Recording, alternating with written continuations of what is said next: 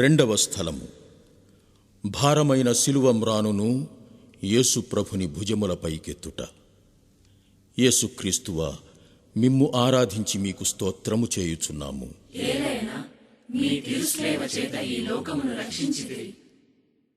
ఎంతో బరువైనటువంటి శిలువను మోయలేక మోస్తూ ముందుకు సాగనారంభించారు ప్రభువు.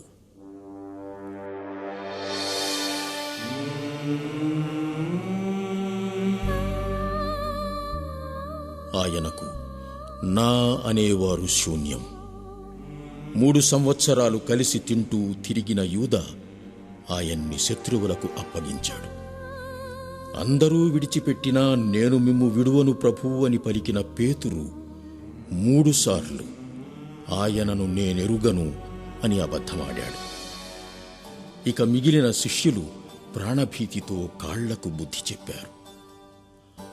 ఆయన అద్భుతములను చూచిన వారు, ఆయన దైవశక్తిని అనుభవించిన వారు ఎవ్వరూ ఆయనకు ఒక్క చెయ్యి సాయం అందించడానికి గాని, ఒక్క ఊరట వాక్యం పలకడానికి గాని లేరాయే.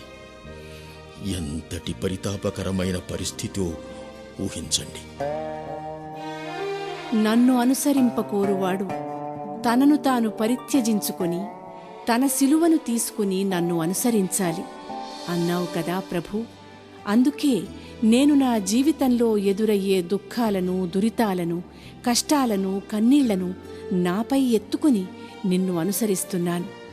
నా భారమైన శిలువతో నీ చెంతకొస్తున్నాను.